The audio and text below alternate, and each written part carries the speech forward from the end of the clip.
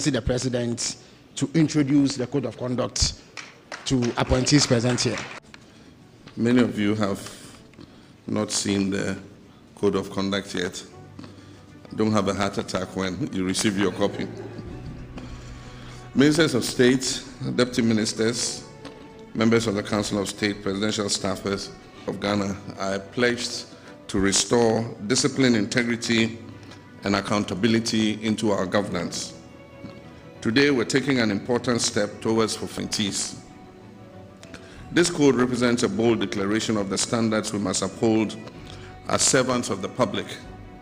It reflects our commitment to build a government that is ethical, responsive, and worthy of the people's trust. Let me be clear. This document is not a ceremonial one. It is a living and enforceable framework that outlines what is expected of every individual appointed under this administration. Though the document often uses the term minister, it applies broadly to deputy ministers as well, to presidential staffers, and other political appointees within the executive arm of government. And I include myself. It applies to my vice president, myself, the president, the chief of staff, the executive secretary, all advisors. All of us are bound by this code of conduct. Why do we need a code of conduct? Because we must build a new political culture, one that is rooted in transparency, humility, and ethical leadership. Ghanaians deserve leaders who serve with honor and put the public interest ahead of their personal gain.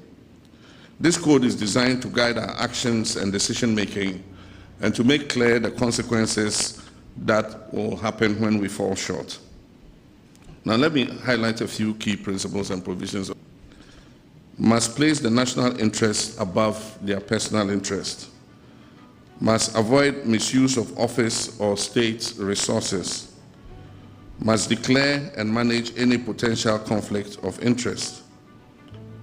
Must eschew opulence. Be accountable for every cedi or public money you spend. And be humble in service, measured in language, and respectful to citizens at all times. You are not in office to wield power. You are here to serve the people of Ghana. The second is conflict of interest. Any situation that creates a conflict between your personal interest and your official duties must be avoided or disclosed. This includes holding stakes in companies that deal with government or with your ministries, using insider knowledge.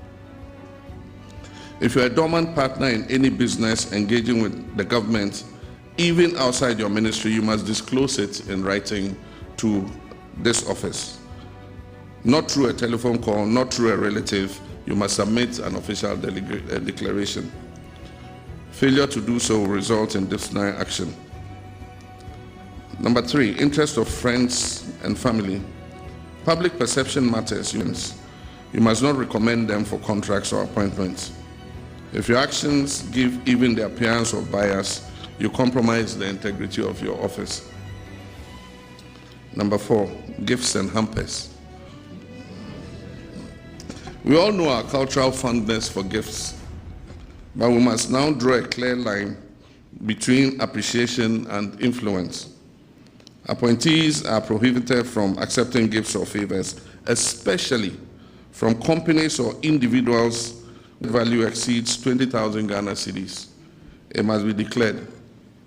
And upon leaving office, the gift must be surrendered unless expressly permitted to retain it by the president.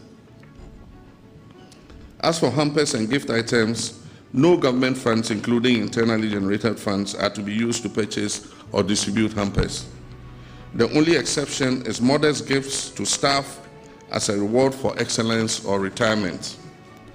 For government entities that must distribute hampers or gifts as part of their corporate commercial policy, express permission for the budgeted expenditure must be received from the Office of the Chief of Staff, and the word is prior approval from the Chief of Staff's office.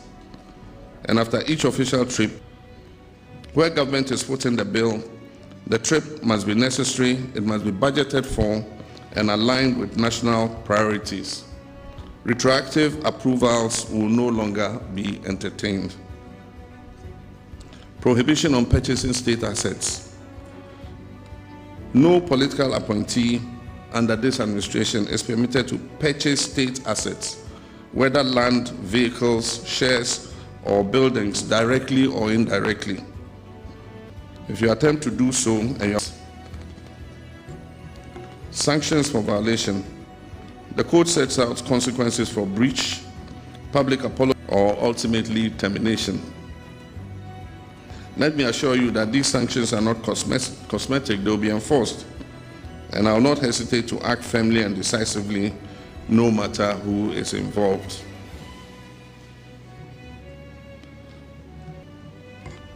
Kindly do not put me in a position where I have to make that drastic choice. Because when it comes to protecting the integrity of this government, one code of conduct. I invite the citizens of Ghana to play a role in monitoring compliance of this code. A portal will be created for the public to report suspected breaches with guarantees of confidentiality and impartial investigation. Ladies and gentlemen, what we launched today is more than a code. It is a declaration of intent. It is the foundation of a new ethos in public service, one that values ethics over expediency. On the 18th February 2025, I set a deadline of 31st March 2025 for all appointees who are taking office or being nominated at the time to declare their assets. An update provided by the Auditor General to my office indicates that some of you failed to meet that deadline.